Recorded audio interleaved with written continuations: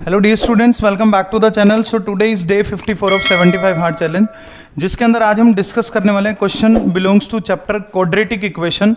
और इस तरह के क्वेश्चन आजकल जेई मेंस में बहुत फेमस है। E to the power 4x given है, plus 8 e to the power 3x given है, 13 e to the power 2x minus 8 e to the power x plus 1 equals to 0। तो इस question को solve करने का बेस्ट मेथड मैं आपको बताने वाला हूँ, और इसकी पहचान भी। ये क्वेश्चन 2023 जनवरी शिफ्ट में पूछा गया है, और अप्रैल शिफ्ट में भी पूछा गया इसी के जैसा क्वेश्चन, और 22 में भी, 21 में भी और 20 में भी। मतलब लगातार हर साल इसके क्वेश्चन पूछे जा रहे हैं। और ये जो चैप्टर है हमारा, ये क्वाड्रेटिक इक्वेशन में हमारा क्वेश्चन जो है ये बिलोंग करता है। इसकी पहचान देख लो एक बार, किस तरह से क्वेश्चन को हम अप्रोच करेंगे। ई टू द पावर 4x हमें गिवन है, plus 8 e to the power 3x plus 13 e to the power 2x minus 8 e to the power x and plus 1 equals to 0 and x is nothing but belonging to real number. x यहाँ पे real number को belong करता है। इस question की पहचान ये है, यहाँ पे जो फर्स्ट कोएफिशिएंट है वो 1 है, और एंड वाला जो नंबर है वो भी 1 है। ध्यान से देखो आप, सेकंड कोएफिशिएंट की अगर मैं बात करूँ तो 8 है, और जो पीछे से सेकंड लास्ट है वो भी 8 है। तो ये जो क्वेश्चन है ये काफ़ी फेमस है आजकल, मतलब बहुत पूछा जा रहा है, हर साल लगभग हर शिफ्ट में आता है। तो इसलिए मैंने इस क्वेश्चन को पिक करा है। तो इसको सोल्व करने का तरीका ये है, सबसे पहला स्टेप जो आपने इसमें लेट करना है, e to the power x को टी लेट करना है। E to the power x को क्या लेट करेंगे, टी। तो ये बन जाएगा t raise to the power 4 plus 8 t cube plus 13 t square minus 8 t plus 1 and equals to 0। ये हमारा पहला स्टेप होना चाहिए, e to the power x को टी लेट करना। उसके बाद जो सेकंड स्टेप बनेगा, इस पूरी इक्वेशन को टी स्क्वेयर से डिवाइड करना है। क्या ये स्टेप्स हमेशा फिक्स है? हाँ, ये ऑलवेज फिक्स है। पहला स्टेप है ई की पावर एक्स को टी लेट कर लो। दूसरा स्टेप है डिवाइड बाई टी स्क्वेयर। जैसे इसको टी स्क्वेयर से डिवाइड करेंगे तो ये खुद टी स्क्वेयर बन जाएगा, ये 8t बन जाएगा, और प्लस में ये 13 बन जाएगा, minus 8 by t and plus 1 by t square equals to 0।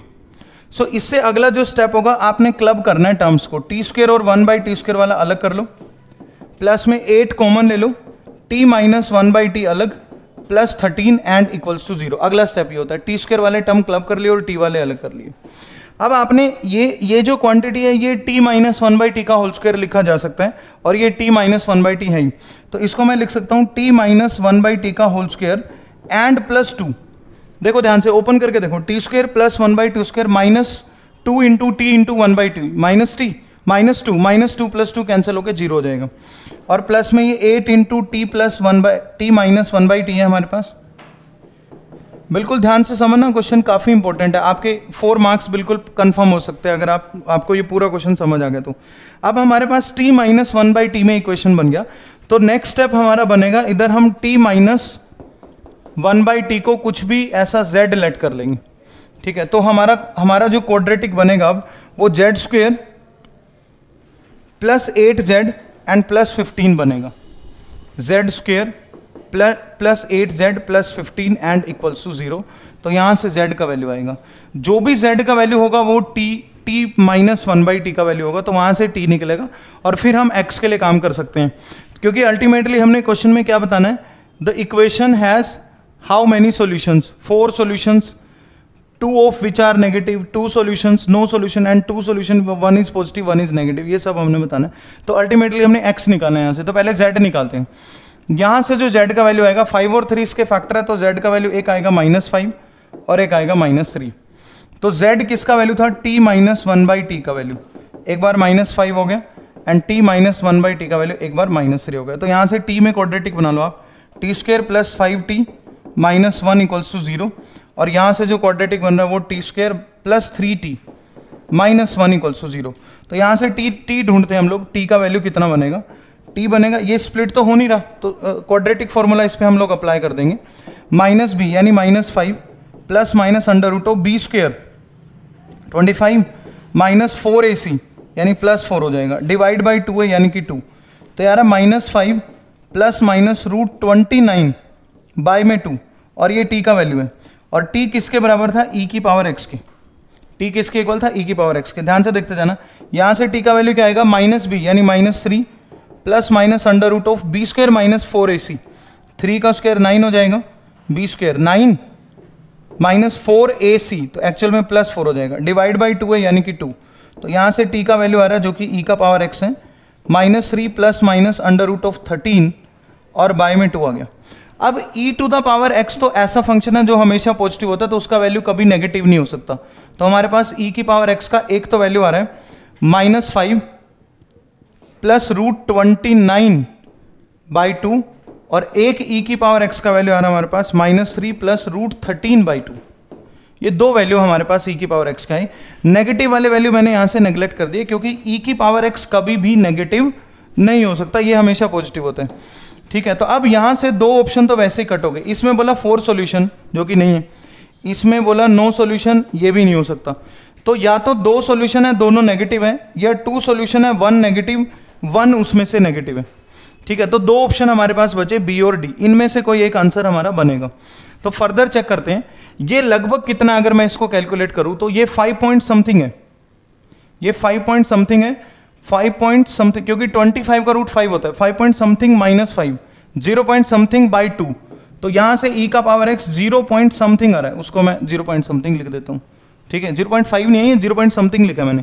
और यहां से भी e का पावर x चेक करते हैं, वो जो वैल्यू है √13 दैट इज 3 पॉइंट समथिंग, तो 3 point something -3, 0 point something 0 point something by 2, ये भी 0 पॉइंट समथिंग है। ये कुछ ऐसा वैल्यू है जो 0 पॉइंट समथिंग वैल्यू दे रहा है। तो यहां से x जो बनेगा वो ln 0 पॉइंट समथिंग बनेगा। ठीक है, और यहां से भी x जो बनेगा वो ln 0 पॉइंट समथिंग बनेगा। अब जो log x का ग्राफ है वो कुछ इस तरह से बनता है।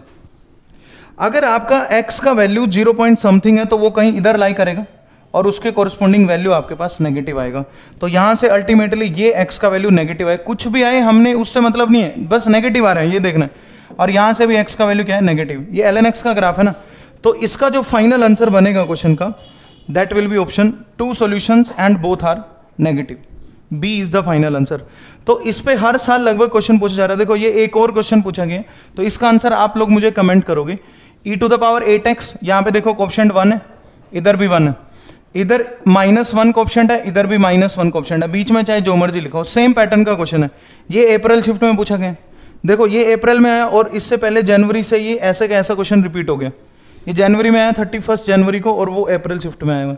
तो क्वेश्चन में करना क्या होता है, पहले तो पहचान करो ये आगे वाले कोएफिशिएंट और पीछे वाला कोएफिशिएंट सेम होना चाहिए, सेकंड और सेकंड लास्ट भी सेम होना चाहिए। स्टेप्स ये e to the power x को t लेट करेंगे तो t में बाय क्वाड्रेटिक आ जाएगा ये।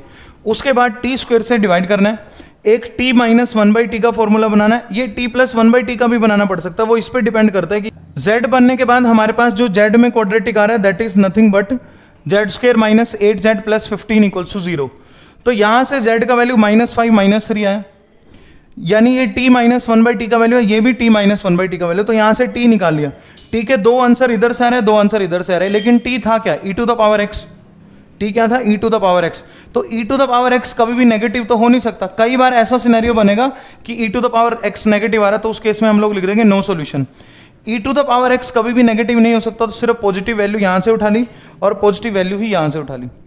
तो ये e to the power x के दोनों पॉजिटिव आंसर कंसिडर करें जो 0 पॉइंट समथिंग बन रहे हैं, लेकिन मेरे को x बताना है, तो x is nothing but ln 0 point something.